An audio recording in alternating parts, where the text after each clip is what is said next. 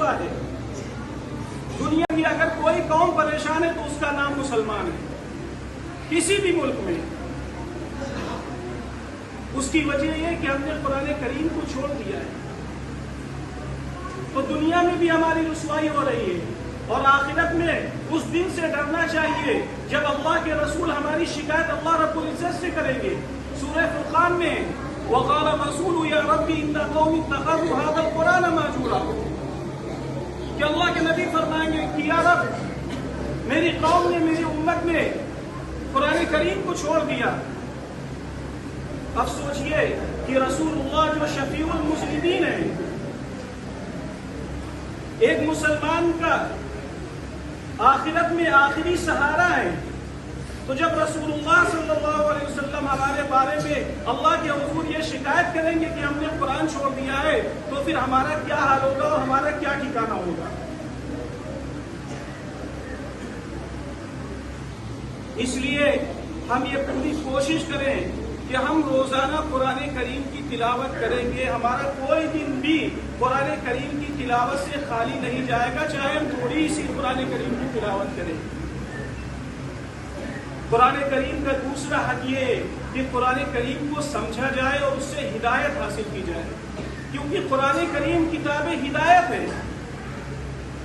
اللہ تبارک و تعالی نے فرمایا ھدی للعالمین ھدی للمتقین، ایک جگہ اللہ نے فرمایا ان ھذا القرآن یہدی للتی ہی اقوم، کہ یہ قرآن اس راستے کی طرف لے جاتا ہے، اس راستے کی ہدایت کرتا ہے، اس راستے کی رہنمائی کرتا ہے جو سب سے سیدھا راستہ ہے۔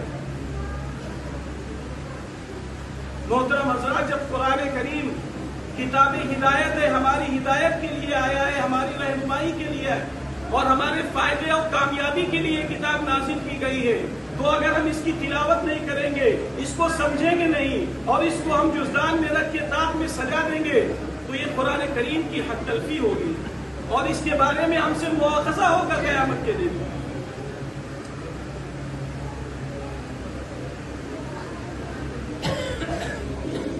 اگر کسی کا محبوب کسی کو خط لکھے اور وہ خط ایسی زبان میں لکھے جو زبان وہ نہیں جانتا ہے، تو کیا وہ خط اٹھا کے وہ طاق میں سجا دے گا؟ اس کو پڑھے گا نہیں؟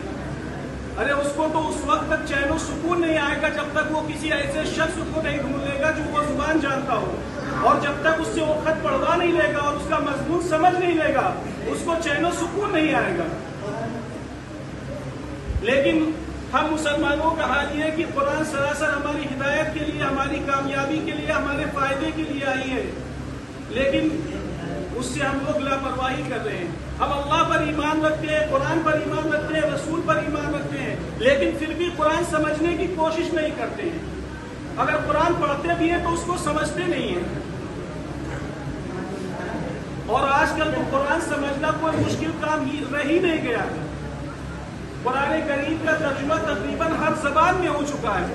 آپ کسی بھی مستند اور معتبر عالم دین کا ترجمہ یا اس کی تفسیر اپنے پاس رکھیے، اور روزانہ تھوڑا تھوڑا پڑھیے اور سمجھیے اس کو۔ جہاں سمجھ میں نہیں آتا تو آپ کسی عالم دین سے، کسی مولانا سے آپ معلوم کر لیجیے۔ تو ایک کوشش ہماری یہ ہونا چاہیے، تو پہلا حق قرآن کریم کا یہ کہ اس کی تلاوت روزانہ کی جائے، اور ایک جگہ تو کہ قرآن کریم کا حق یہ ہے کہ سال میں کم سے کم 2 قرآن مکمل ہونے چاہیے، 2 قرآن ختم کرنے چاہیے تلاوت میں۔ تو بہرحال قرآن کریم کا پہلا حق یہ ہے کہ اس کی تلاوت کی جائے، اور دوسرا حق یہ ہے کہ اس کو سمجھا جائے کہ قرآن ہم سے کیا کہہ رہا ہے، اور قرآن کریم کا تیسرا حق یہ ہے کہ قرآن کریم کے اندر اللہ رب العزت نے ہمیں جو ہدایات دی ہیں، ان ہدایات کو ہم اپنی زندگی میں نافذ کریں اور ان پر عمل کریں۔ تو ایک مسلمان کے ذمے لازم اور ضروری ہے کہ وہ قرآن کریم کے حقوق پوری طریقے سے ادا کرنے کی کوشش کرے۔